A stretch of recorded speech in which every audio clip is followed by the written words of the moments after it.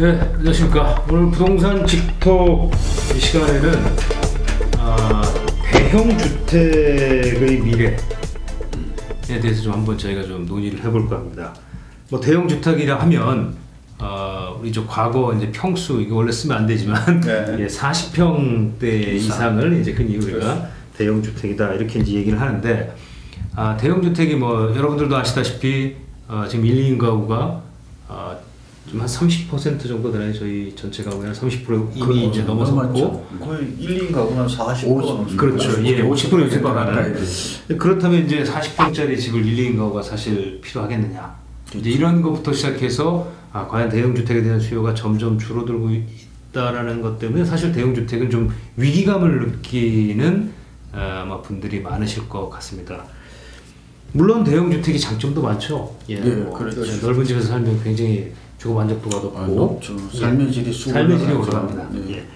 그런 이제 장점과 단점이 있는데, 자 그래서 오늘 한번 좀 그런 대형 주택이 과연 좀 지금 같은 이런 소형 시장의 특세, 소형 주택의 이제 특세 시대에 과연 대형 주택이 좀 어떻게 될 것이냐. 네, 저는 앞서 이제 유엔께서 말씀하셨지만 주거 소비나 주거 문화나 주거 공간 이런 쪽의 다양성에 비춰보면 대형에 대한 수요는 그러니까 인구나 소득 구조의 변화를 보면 앞으로 계속 증가할 것이다 이렇게 보기는 좀 어려울 것 같아요. 결국 소형, 새주택이 좀 대세가 되는 실제로 국토부의 주거 실태 조사 결과를 보아도 인당 우리나라 주거 면적이 약 33.2인가 이렇게 약 10평 정도로 나타나거든요. 그러니까 가구 건수가 2.5명 정도인 걸 감안하면 또 일본이 2.2명인 걸 감안하면 시간이 갈수록 1인 가구가 이제 급증하고 그렇게 되면 또 요즘 이제 주거 소비의 합리화 이런 얘기들 하잖아요. 그러니까 주거비를 자꾸 줄여야 되는 이런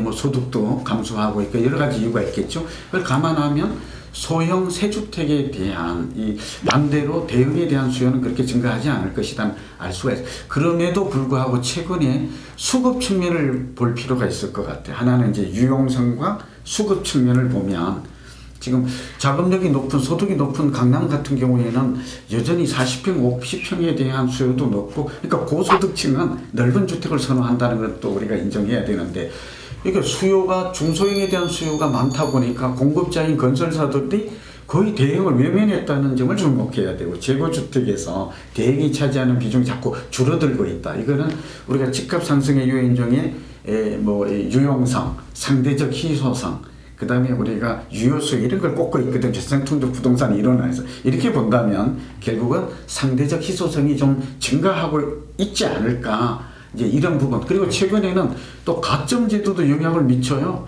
이 청약 가점제도가 되니까 이 부양가족수를 늘리는 게 제일 좋거든요. 인당. 그러다 보니까 사람들이 이제 학가에 대한 그러니까 경제난도 원인이 되고 그러니까 각각 따로 분가를 하지 말고 합해서 주거비 줄이자 이런 것도 지금 나타나고 있고 가점을 이제 높이는 방법 중에 하나는 부모님이나 장모님, 장인어른을 좀 모시면 점수가 쑥 올라가요. 그러니까 이런 것들도 영향이 있고 그 다음에 무엇보다도 이제 새주택에 살았을 때 우리는 주거에 대한 이런 여러 가지들을 감안하면 저는 대형 주택에 대한 수요는 상당 기간 여전히 존재한다라고 보여져요. 다만 이 대형 주택을 그대로 이제 주거비 관리비라든지 주거비 부담이 많잖아요. 그러니까 식구가 많지는 않다면 이런 것들을 적정하게 임대용으로 어떻게 활용할 것인가 이런 것들이 새로운 과제라고 볼 수가 있죠.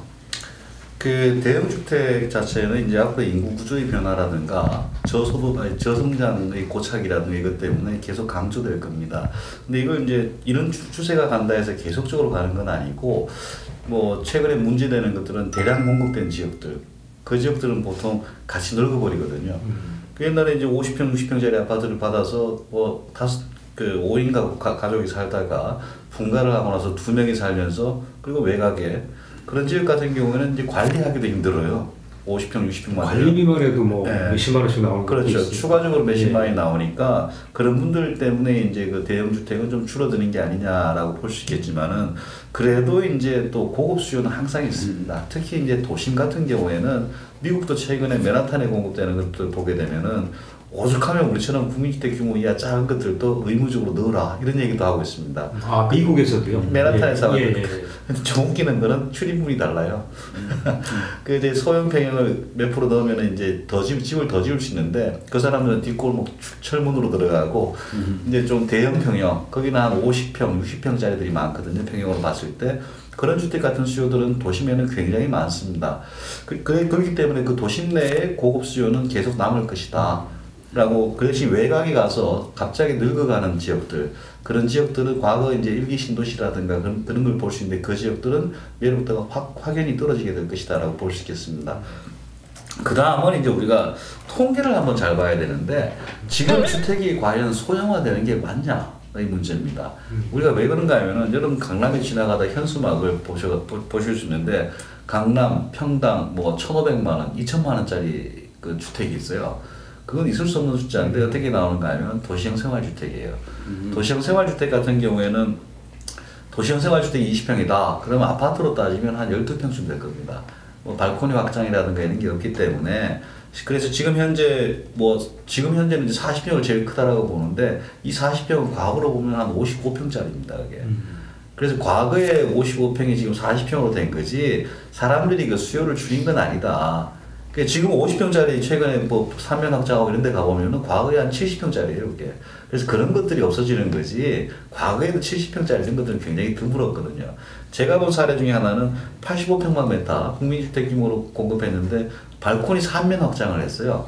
그래서 155평방까지 확장을 했어요. 근데 법적으로는 85평방이에요. 이런 숫자상의 착오들이 굉장히 많습니다. 그래서 그걸 봐서 이제 무조건 소형화가 아니고 뭐 인구 변화에 따라서 소형화도 일부 진행되고 있지만은 국민들의 주택 규모라든가 그런 것들은 점점 커지고 있다. 다만 아파트냐 아니냐에 따라서 착시 현상이 좀 일부는 있다. 이런 점은 좀 유념해야 될 것 같습니다. 그러니까 지금 대형 아파트에 대한 수요는 이제 그렇게 증가를 예상하기는 어렵다라는 것을 이제 우리가 짚어봤잖아요. 예, 방금 말씀하신 것처럼 네. 고급 수요, 도심 내 이제 고급 네. 수요에 대해서는 이제 여전히 저거는 존재해요. 왜냐하면 예. 강남권이나 용산이나 여의도 이런 지역의 40-50평대 수요는 왜냐하면 소득이나 자산이 많은데 꼭 이게 투자 가치 측면만 가지고 그렇죠. 보유하는 것은 아니죠. 우리가 사는 이유가 뭔데요? 삶의 질, 또 주거의 만족도, 또 행복 이런 것들도 주택이 꽤 영향을 미치거든요. 저도 대형에 살아보니까 참 좋아요. 네, 이렇게 집에 가서도 하루에 집에서 보내는 시간이 특히 고령층이나 고소득층은 점차 많아지고 있잖아요. 그런 점들도 감안해야 될 것 같고, 그다음에 한 가지 팁을 좀 드리죠. 그러니까 대형을 가지고 있는 분들은 요즘 이제 가구원 수가 줄어드니까 아까 교수님 말씀하신 대로 대가족이 살다가 이제 그랬을 때 이게 처분하려고 그래도 이게 쉽지가 않아요. 지금 대형은 별로 안 오른단 말이죠. 우리가 잘 알고 있는 도곡동의 그 유명한 부천 타워 팰리스만 해도 67평, 68평형이 31억에서 지금 평균값이 21억으로 떨어져 있어요. 이것도 보면 어쩌면 대형의 몰락이죠. 근데 물론 대형이기 때문에 몰락했다 이렇게 볼 수는 없고 이제 대지 지분이 적고 이게 한 15, 16년 됐어요. 그러니까 재건축하기도 어중간하고 뭐 이런 여러 가지 이유가 복합된 것인데 그런 분들에 의해서 제가 이제 꿀팁을 하나 드릴게요. 그러니까 요즘은 이제 아무리 이 집이 넓고 좋다 하더라도 이 공간을 효율적으로 그러니까 수익형으로 이렇게 쓰지 않는다면 그만한 경제적 가치는 감소할 수밖에 없는 거거든요. 타펠이 지금 경제적 가치를 높이는 방법 중에 하나는 당장 재건축을 할 수는 없으니까 그 가보면 참 좋아요. 그래서 뭐 리모델링을 많은 걸 위해서 리모델링 한다는 것도 뭐 그러면 두 가구로 나누는 거죠. 행가구만 나누면 그렇게 해서 필요할 때 요즘은 이제 그 자식도 이렇게 캥거루족이라고 해가지고 리커버족이라는 말 쓰잖아요.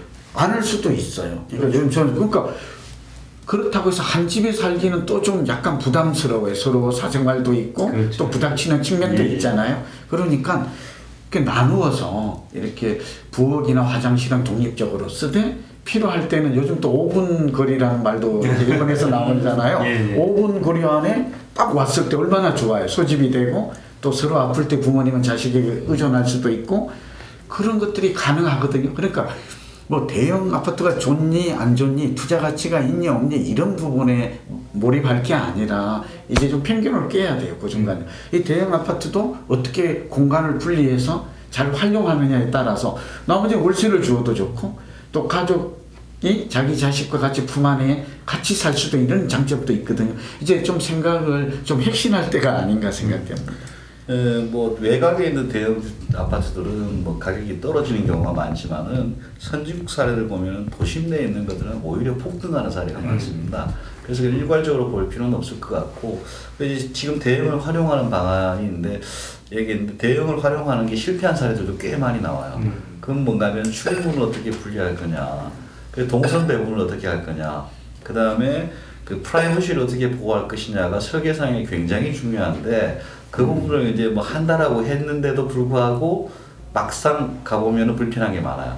그래서 처음에 이제 만약 그걸 제가 그렇게 활용하겠다 그러면은 정말 이제 설계사들도 이게 노하우들이 별로 없습니다. 그래서 직접 사실 분이 꼼꼼하게 그걸 다 챙겨서 이럴 경우는 어떻게 되느냐, 소리가 옆으로 가느냐 안 가느냐 꼼꼼하게 다 챙겨야지 이게 이제 좀 제대로 작동하는 그런 분할이 되는 거지, 어설프게 분할하면은 오히려 더 경제적 가치가 망가지는 경우도 있습니다. 세입자도 안 들어오려고. 제대로 그렇죠. 근데 본인의 의사도 교수님 중요하지만 그래도 아무래도 이제 좀 전문가의 도움을 받는. 그렇죠. 그런 전문 맞습니다. 전문가 도움을 받는데 그렇죠. 도움을 받는데 일반 설계사 가지고는 안 될 것 같아요. 이 전문 회사들이 요즘 출연하고 있다고 저는 알고 있거든요. 그렇게 도움을 받는다면 훨씬 더 효율적이지 않을까. 비용 가성비잖아요. 가성비. 가격 대비 성능 대비 참 높을 것 같아요. 예, 그 대형 주택이 사실은 뭐 어떻게 보면 요즘에 조금 이제 애물단지 비슷한 그렇죠. 이렇게 취급을 받지만 결국 이제 두 분 말씀을 들어보면 잘 활용하면 보물단지로 바뀔 수 있죠. 효자가 될 수 있다. 효자가 될 수 있죠. 또 이제 아까 말씀하신 것처럼 약간 여기에도 이제 양극화 현상은 좀 벌어질 수밖에 없을 것이다.